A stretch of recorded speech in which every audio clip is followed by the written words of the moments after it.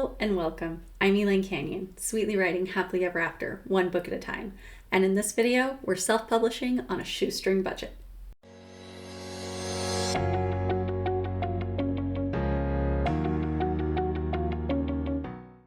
Before we jump in, this is the last video I'm making for 2023. So I hope all of you have a great end of the year, and I'll see you sometime in the second or third week of January. Now, moving on, we're going to talk about my end of year wrap up as far as the financials go. So I was going through and making sure that all of my receipts matched what I had entered into my data keeping and ensuring that everything was correct and right and I hadn't forgotten anything and all of the stuff lined up and matched the numbers in my bank account and the numbers on the spreadsheets and everything else. And as I was doing that, I realized that there were some good lessons that I had learned this year as far as where I had spent money and where I hadn't, and I wanted to share those with you. So the first thing I want to talk about is money that I spent this year that was well worth it. Number one, I bought a good microphone and a pop filter. That came in just under $100, and that was well worth it.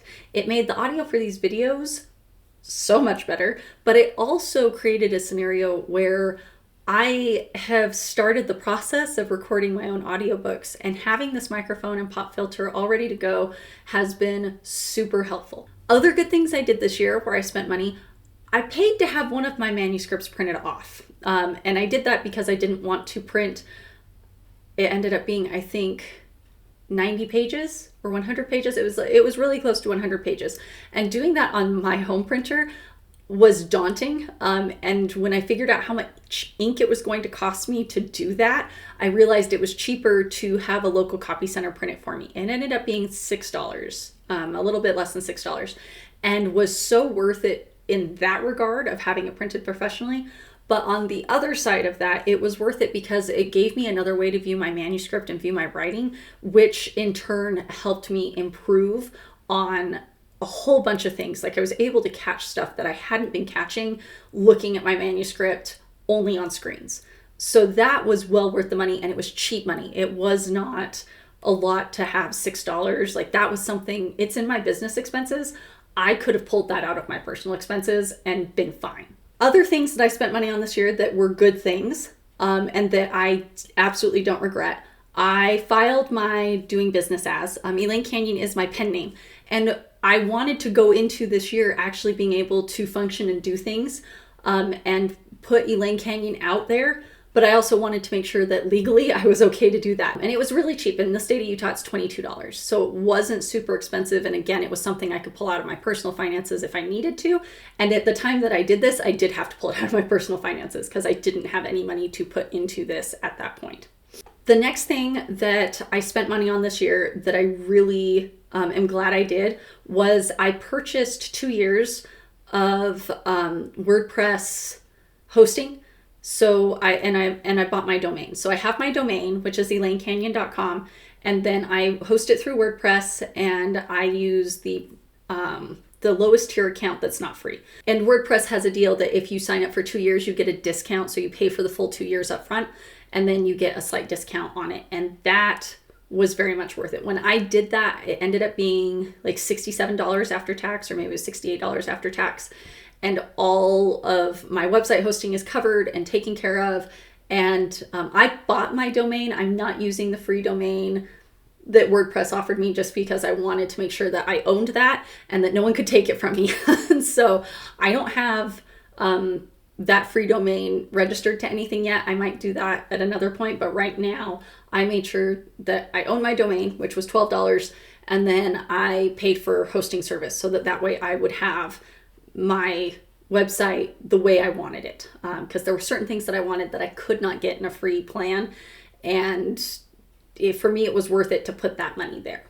Now there are 2 more things that I want to talk about that I think were very much worth the money I spent, and then I'm going to talk a little bit about the things that were not worth it at all, that were just kind of frivolous spends that I wish I hadn't done, but hindsight's 2020. So the last 2 things I want to talk about, I bought the Fictionary software subscription. I paid for the annual subscription, and that gives me access to the live classes.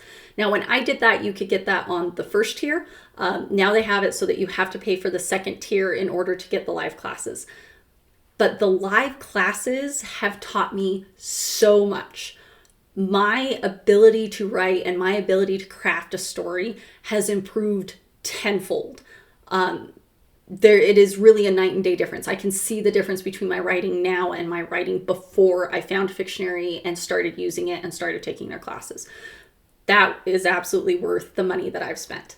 A little on the expensive side because the annual subscription is at the time of this recording for the base level is $167 a year.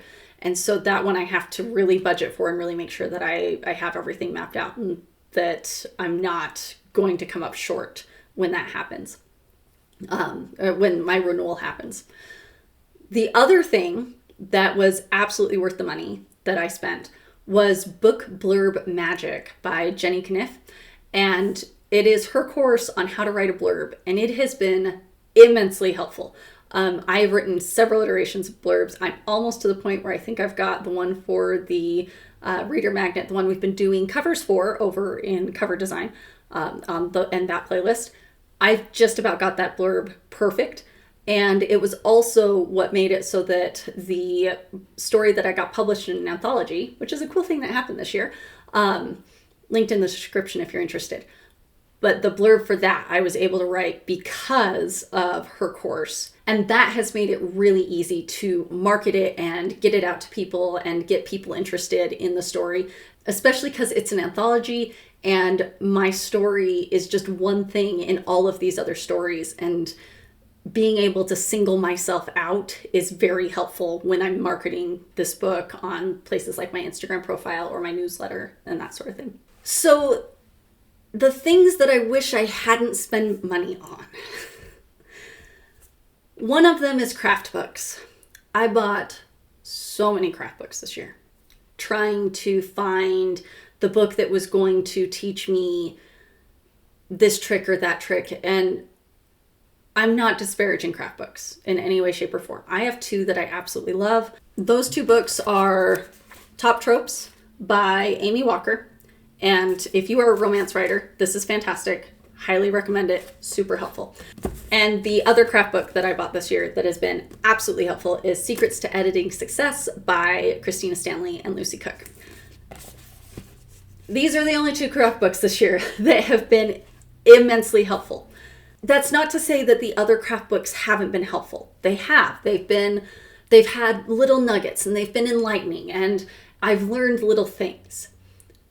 They were a lot of time spent not writing. They were money spent that could have been saved up for other things. Like I need a book funnel subscription to be able to get books out to people or a story origin subscription, either one. And that's money that I need to make sure that I have available to do that.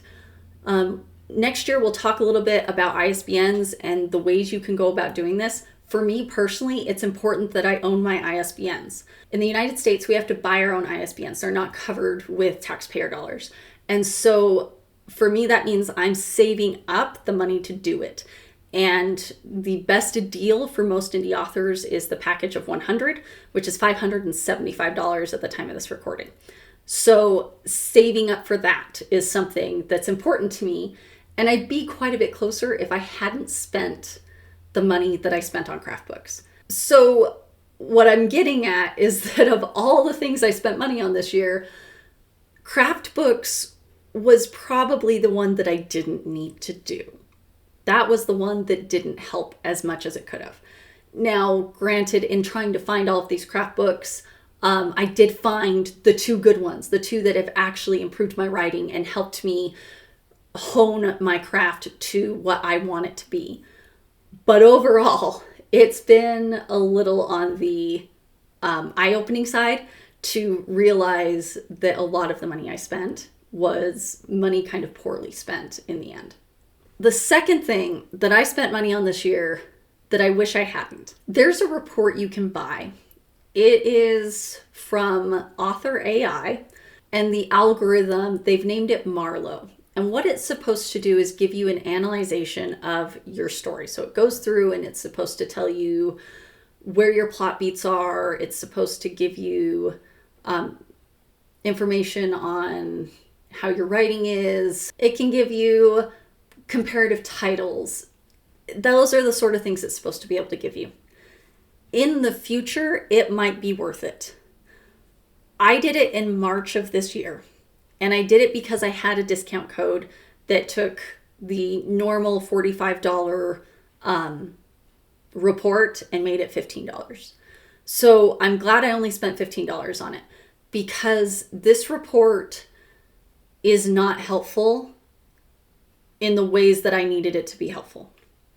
This report did not tell me anything that my Pro Writing Aid subscription already told me.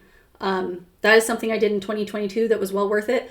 Every Black Friday for the last 3 years that I've been watching, Pro Writing Aid goes on half off for the lifetime subscription. So worth it. Best $200 you can spend if you would like to make things super easy for your proofreaders and copy editors. Well worth the money. But the author AI report didn't tell me anything that Pro Writing Aid hadn't already told me. And Pro Writing Aid was more helpful in that Pro Writing Aid also will give you suggestions and stuff to fix things and ways to rephrase stuff, ways to build off of it. So it gives you a lot more there.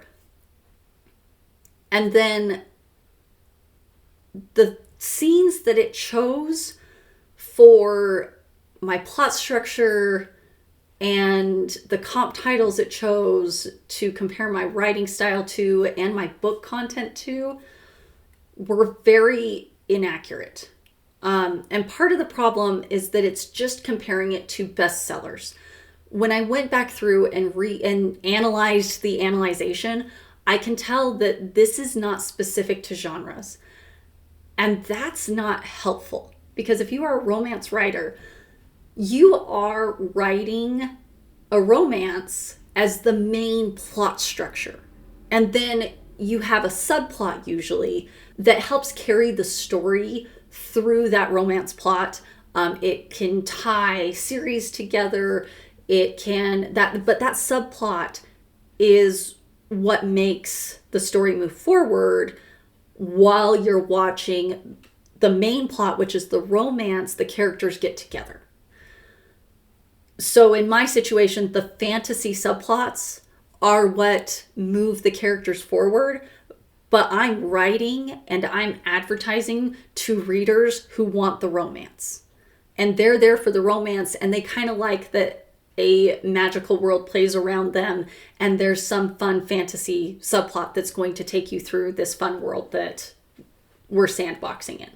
So the Marlowe author AI report didn't take any of that into account. It picked only my fantasy subplots as my plot points. It didn't pick any romance books for my comp title that weren't reverse harem, which was confusing and weird, because nowhere in the book that I put in did it suggest reverse harem. Nowhere in the book do I have a scenario where it would look like that.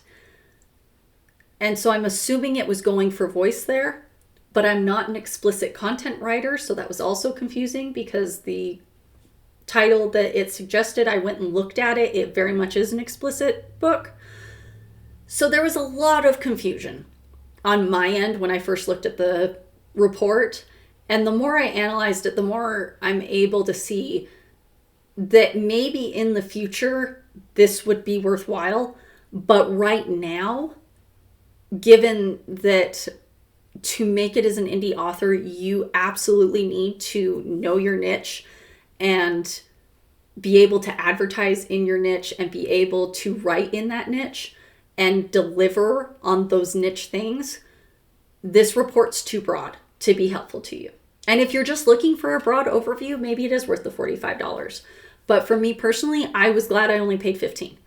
Because if I had paid more than the $15 for that, I would have been absolutely furious for how much money that would have gone into for something that did not deliver what I needed it to deliver. So overall this year, I think I did pretty good at making sure that the things that I bought were things that I actually needed and things that really helped me. I definitely would have cut back on the number of craft books I bought. I would have spent more time writing and less time reading about craft. That is something that if I can pass on to you, I would absolutely say that your time is almost always better spent writing and improving on the writing. And that brings us to time as well, because when you're self-publishing on a shoestring budget, your time is part of what you're using to pay for things. And I spent a lot of time in all of the free seminars that go around. And at the end of the year, I'm looking at it and I'm realizing that that was a lot of time I could have been writing. And I did learn some things from those seminars, but for a lot of them, it was just more of the same stuff that I already knew. And I think going into 2024, I'm going to be a lot more picky about what seminars I go to and what ones I don't. And I think that that's another thing I would hand over to you as far as conserving your time as well as saving your money. Those seminars are great, but there's reality in the fact that you can spend all of your time learning about writing and never actually writing. And this year's been hard. We've had several family members pass away, and we've had other things happen financially that needed to be addressed. And there was a lot of my time that was already taken from those scenarios. And then I took it even more down by doing a lot of those seminars. So when you're thinking about where you can spend time, I would say that this year I learned writing and editing and revising is always the better place to spend my time, because the learning is great, but after a while, the learning only gets you so far. And until you're practicing your craft, you're not going to be improving on your craft, and you're not going to be getting books done to get them out so that you can be a published author and you can be making a business out of writing. And that is my 2023 wrap up. I'd love to know how your 2023 went. Are there things that you spent money on that you really wish you hadn't? Or was there a really great gem that you did buy that you found out was absolutely amazing and you would spend the money again if you had to get it? Let me know down below in the comments. If you found this video helpful, I hope you'll hit that like button. It helps other authors find it. And if you don't want to miss when I come back in 2024 with more videos on cover design and discovery writing and self-publishing on a shoestring budget, make sure you hit that subscribe button. I post videos on Wednesdays, and I will see you in 2024.